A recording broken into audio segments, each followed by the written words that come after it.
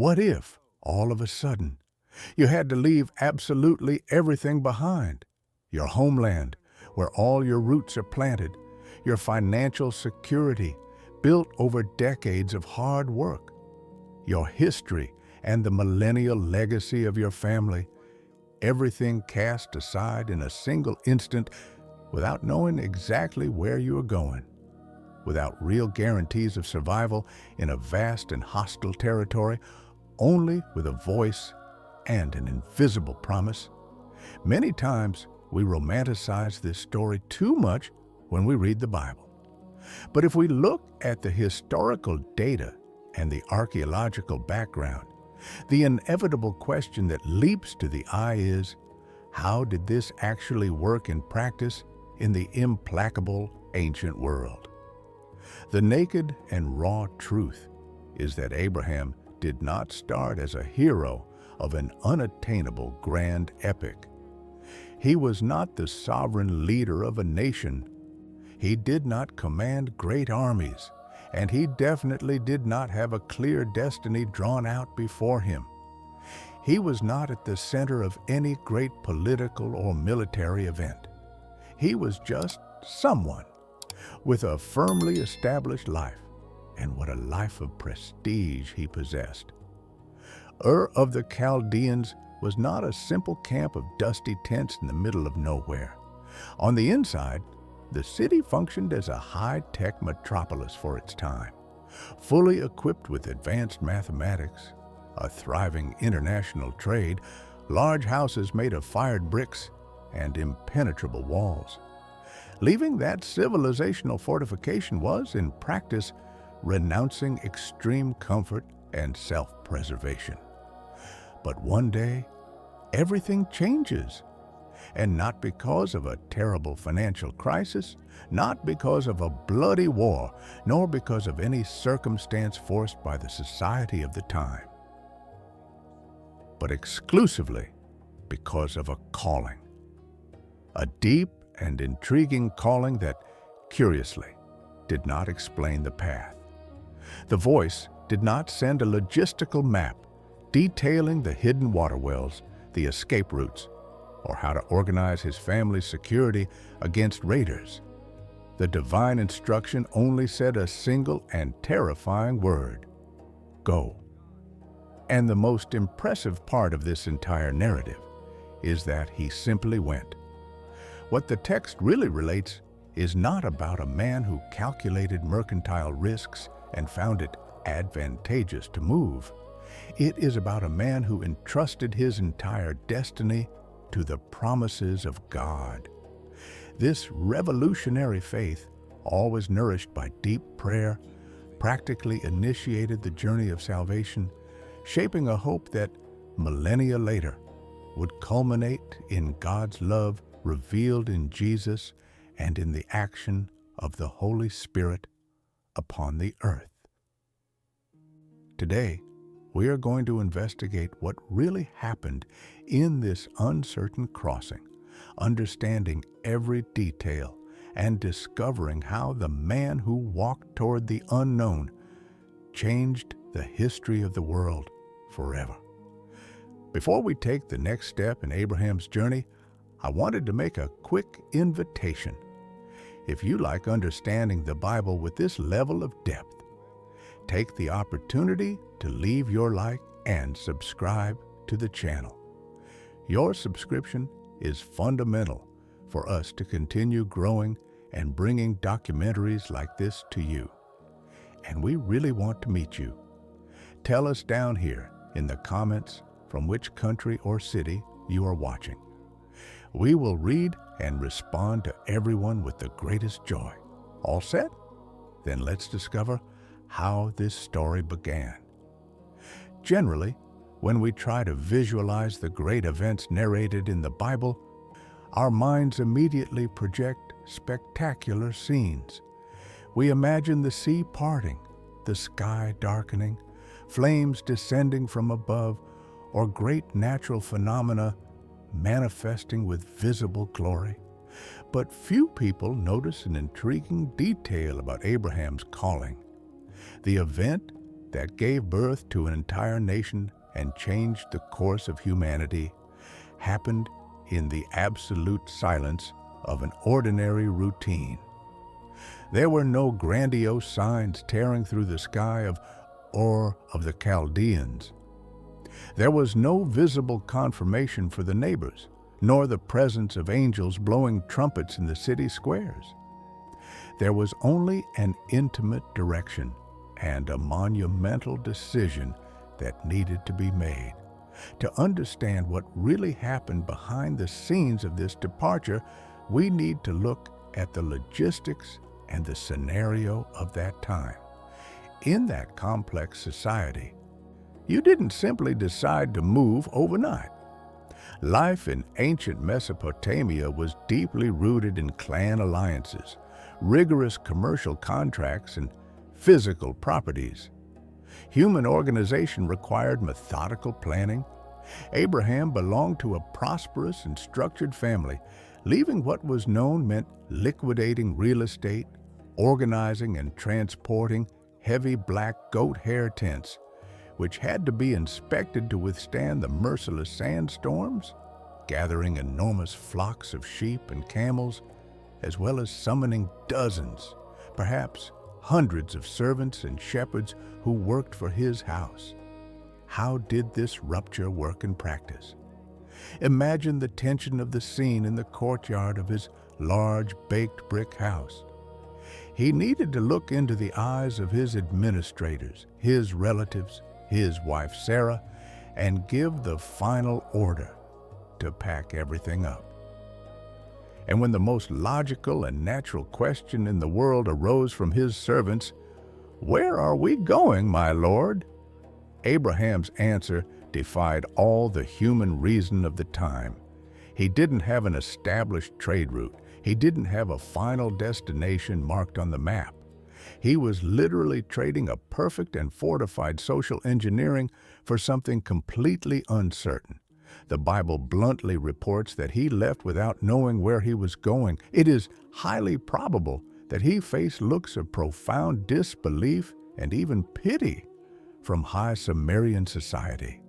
After all, how does someone abandon the epicenter of technology, comfort, and military security because of an invisible voice? It is exactly at this point of physical and emotional rupture that we find the essence of the entire narrative. If we look closely, the biblical text teaches us a fascinating and counterintuitive logic. The modern human being wants to see the entire path illuminated before taking the first step. We want spreadsheets, weather forecasts, financial guarantees, and solid safety nets. But the story of this patriarch establishes an unbreakable rule for all who seek to live the promises of God.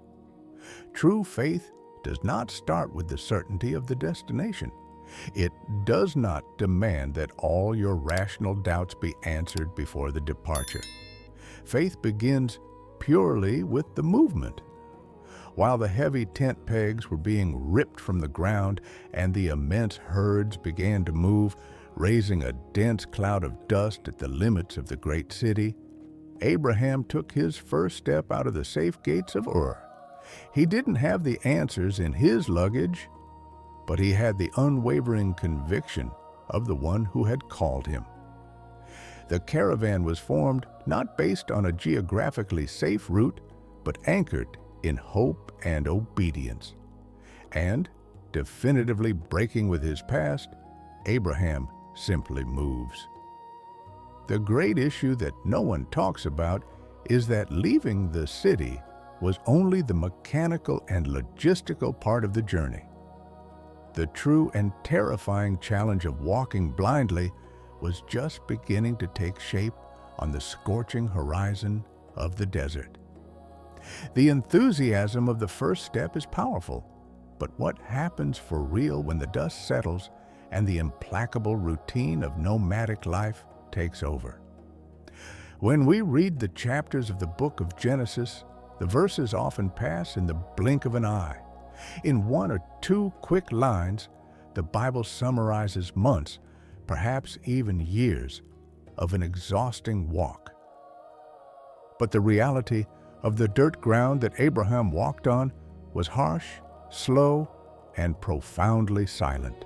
The days pass, the journeys continue uninterruptedly. The immense caravan descends toward the land of Canaan, crossing arid landscapes and requiring a survival operation that would test the limits of any leader of the ancient world. Managing a mobile camp of that size was a colossal challenge. How did this work in practice? We are talking about dismantling heavy structures, coordinating the daily logistics of dozens of servants and shepherds, and, the most critical of all, finding clean water sources and safe pastures to sustain sheep, cattle, and camels. And all of this had to be done in territories that did not belong to them. The Bible specifically reports a crucial detail: the Canaanites already inhabited that land. Abraham was not entering a deserted paradise peacefully waiting to be occupied. He was a forager, a stranger, in a position of vulnerability, transiting through lands dominated by city-states and pagan peoples. At every stop of the journey, arriving at Shechem by the Oak of Moreh, and then moving to the mountainous region between Bethel and Ai, the routine was physically exhausting. It was necessary to organize perimeter security against raiders, deal with the physical limits of the caravan, and build rough stone altars to invoke and honor the name of the Lord in the midst of a culture of intense idolatry. But behind the constant noise of the herds and the hard work of the servants, there was a silent weight hovering over the main tent. The divine promise had guaranteed that from Abraham's offspring, a great nation would be born. But the visible reality was harsh and raw. He continued to be an aging stranger, wandering in foreign lands, and most painful of all, his wife remained childless. The promise is still not fulfilled. There is no clear sign falling from the sky to comfort their exhausted hearts every morning. There is no concrete evidence in Abraham's hands that the enormous sacrifice of abandoning the ancient and comfortable metropolis of Ur was indeed paying off. There is only the inhospitable vastness of the path toward the Negev desert and the need to keep advancing under the scorching sun. And inevitably, this begins to weigh on the mind overwhelmingly. The Bible does not mask or hide the humanity of its great patriarchs. Walking without seeing requires a mental and spiritual endurance that goes far beyond just surviving the severe climate of the Middle East. It requires an unbreakable discipline of prayer and absolute trust in the faithfulness of the one who made the promise. When the body begins to feel the years advancing without the divine word materializing before their eyes, the temptation to doubt becomes the greatest of all the invisible threats of the journey, because it is exactly here that biblical character is tested in the fire. It is understandable to have a peak of hope under the impact of an initial revelation. The adrenaline of a radical decision carries human obedience for a few miles. However, when the surrounding circumstances do not help, when the dust clouds the vision and there is no map pointing the exact distance to the end of the trial, the undeniable truth appears. Believing at the moment of the calling under the safe roof of a house is one thing, but waking up every day being a pilgrim, looking at the empty horizon and continuing to believe blindly with every new step is something else entirely. Then comes something even more challenging in Abraham's journey, a profound detail that frontally confronted the biological and social laws of the entire ancient world. If surviving the dangerous routes of Canaan and Egypt was already a monumental task, the patriarch would face an even more silent and exhausting battle inside his own tent. A promise that, purely and simply, makes no logical sense at the moment it is declared. The Bible narrates that God guarantees to Abraham that his offspring would be as numerous as the stars of the sky and the dust of the earth. But how did this work in the mind of a clan leader whose wife, Sarah, was historically sterile and both were already walking at a fast pace toward extreme old age? To understand the gravity of this situation, it is necessary to dive into the cultural reality of the time. In the ancient Near East, not having a biological heir was not just an acute emotional pain, but a complete collapse of an entire legacy. Without a child, there was no continuity. The leadership of the camp, the control of the immense herds, and the protection of the family name would automatically pass into the hands of the main servant of the house, like the faithful Eliezer of Damascus. Time passes in an implacable and cruel way. The decades slowly fade in the desert dust, and the large black goat hair tents remain silent without the crying of the promised heir. Physical circumstances definitely do not help, and human biology decrees that the end of the reproductive line had already arrived many years ago. The medical logic of antiquity and the purest common sense do not confirm the slightest chance of life sprouting from Sarah's aged womb.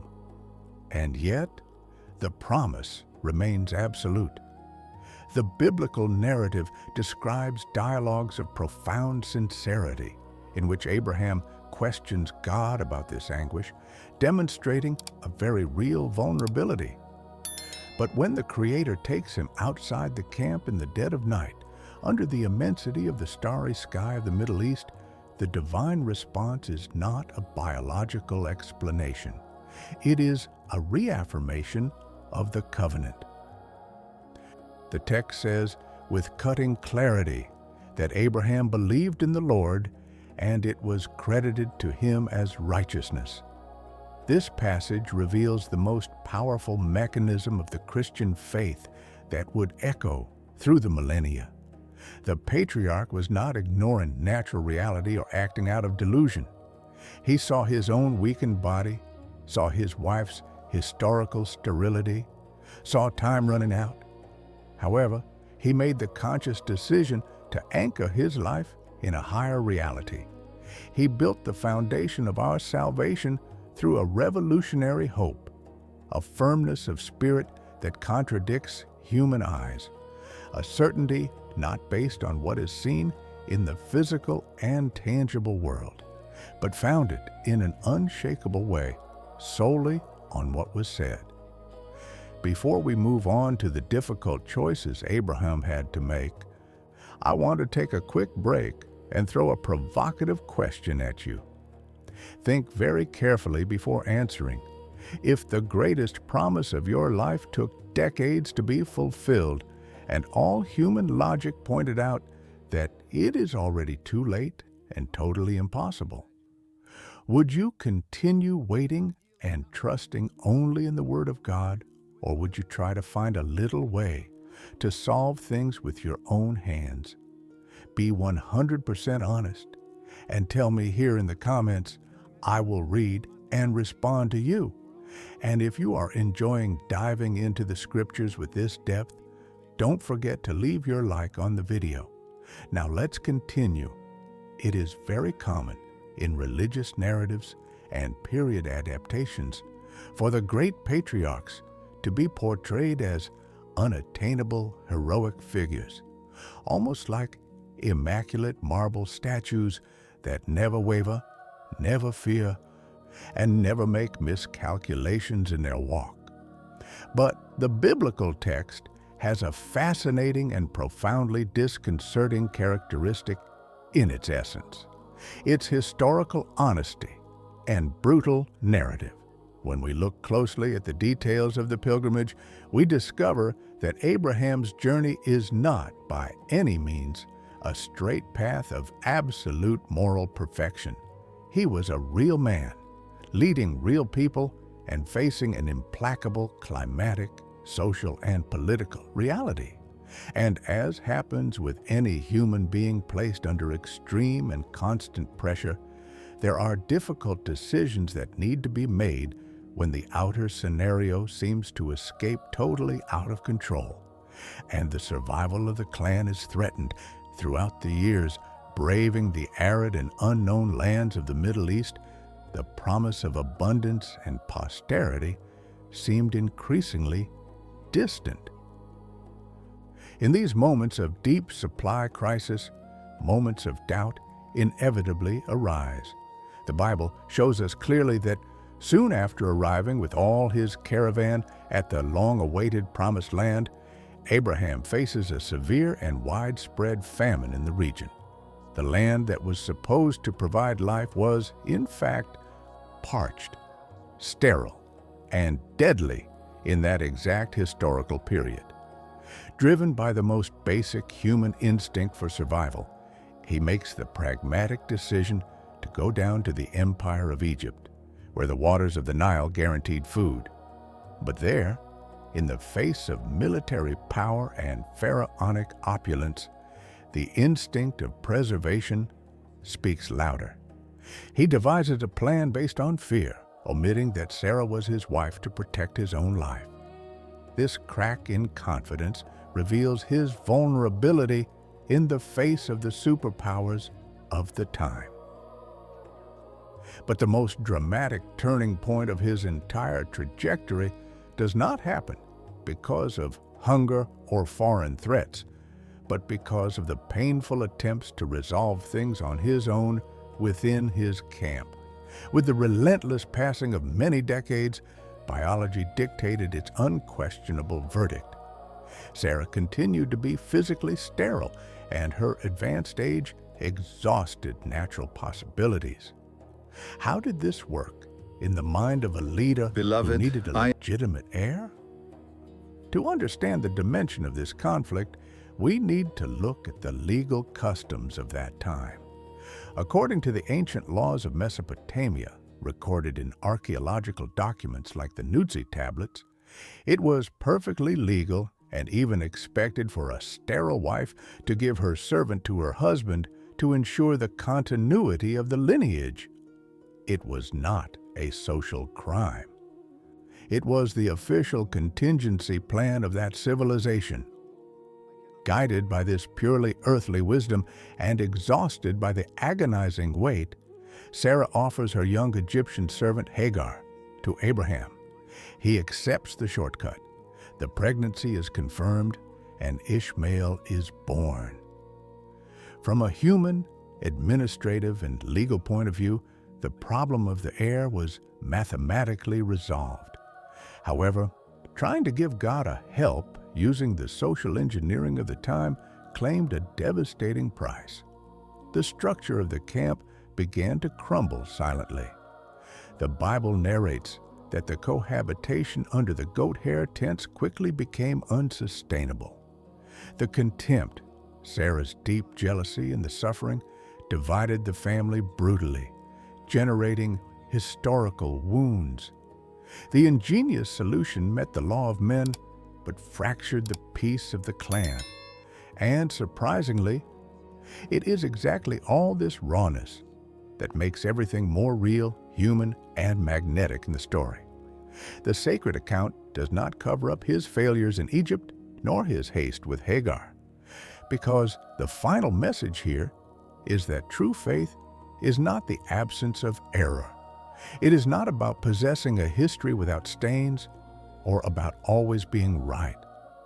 The essence of a life guided by the Lord is the courage to repent, to recalculate the route, to return to the covenant through prayer and the love of God. And it is to keep walking faithfully, even when one's own choices generate pain and even when one doesn't understand everything that the future holds. After all the struggles, the hunger, the failures, and an interminable wait under the scorching sun, the absolute miracle was finally walking through the camp. The birth of Isaac crowned Abraham's journey. For the mind of a centenarian man, the peak of his earthly trajectory had arrived. The biological and legitimate heir was there, growing strong and ensuring the survival of the promised lineage. But in the disturbing silence of any given dawn, the unmistakable voice of God echoed again, breaking the fragile peace in an avassalar way. Then comes the most difficult and incomprehensible moment of all biblical narrative. It is no longer a challenge about leaving your homeland. It is no longer about enduring the anguish of waiting decades for a miracle in the desert. It is about an infinitely deeper demand. It is about surrendering. The divine order challenged any human logic. To take the beloved Son, the literal materialization of all the sacred covenant, travel to Mount Moriah and offer him in sacrifice. The biblical text does not record screams of despair or acts of rebellion. The next morning, with a blind and silent obedience, Abraham cuts the heavy wood, saddles the donkey, and starts an exhaustive march of 3 days. Imagine the crushing psychological weight of every step taken in the sand. For 72 full hours, he needed to look at the boy's face, knowing exactly what was supposed to happen at the summit of that desolate mountain. Surrendering what represents the promise is the most extreme frontier of true faith. It was the cutting demand to return exactly what seemed to be the final and definitive result of everything. At the wind-swept summit, the rough stone altar was erected. Isaac was laid upon the wood, and the cold blade of the knife rose in the air. It was in that exact millisecond that the desperate cry of the angel of the Lord tore the funeral silence, paralyzing the hand of the old patriarch. A ram was caught by the horns just behind, ready for the imminent substitution. And here is the deepest and most transformative point of this millennial passage. The dark and painful request, in truth, never had the real intention of shedding human blood. God was not testing the psychological strength or the brute resistance of Abraham to endure the pain. He was revealing trust. The Creator proved definitively that the patriarch loved and honored the God of the promise much more than the conquered promise itself. When Abraham descended the rocky slope of Mount Moriah next to his son Isaac, breathing the relieved air after the supreme tension, the arid landscape of Canaan was exactly the same. The black goat hair tents continued down there, the immense herds grazed in the same dry valleys, and the pagan peoples still dominated the surrounding region.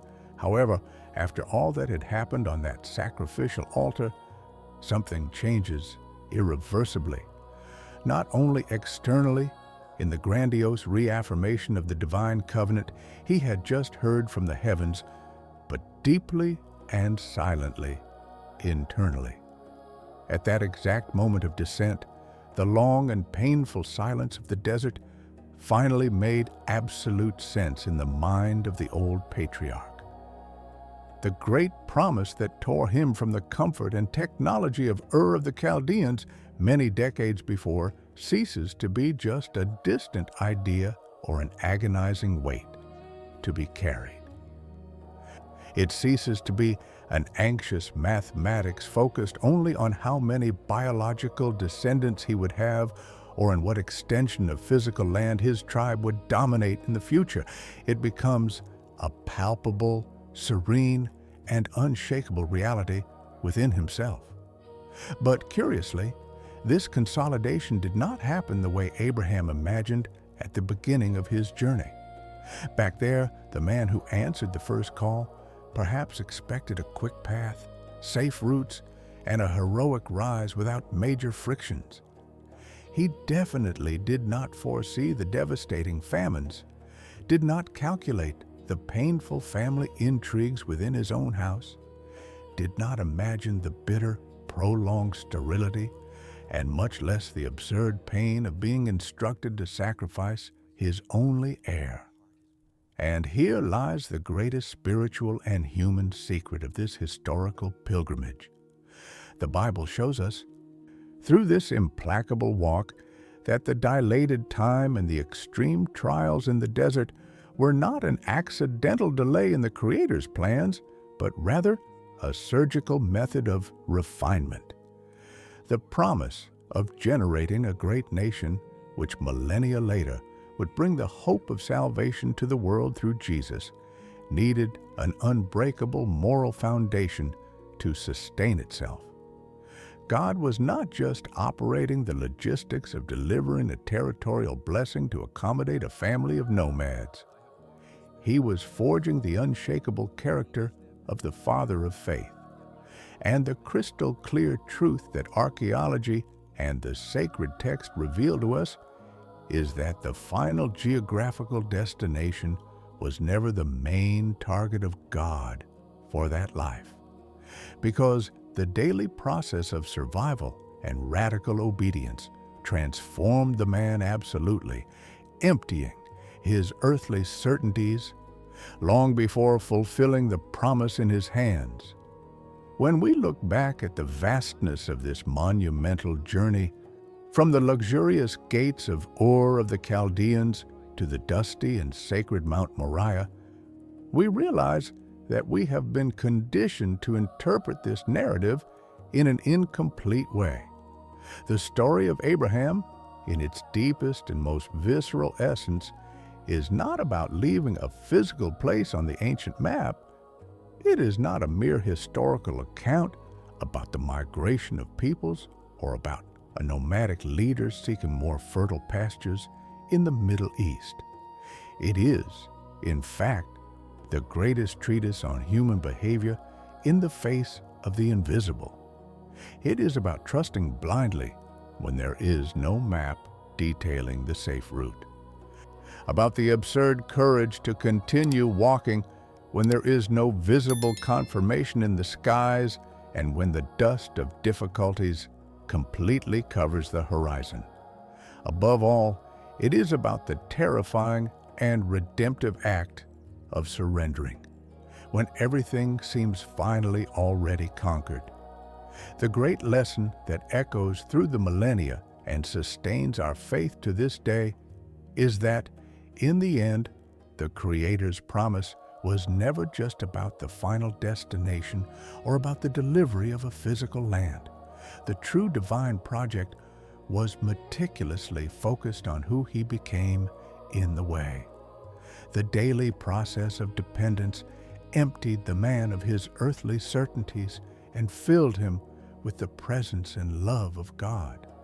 And when the reflective silence of Abraham's story meets the uncertain days of our own life, true wisdom knocks at our door.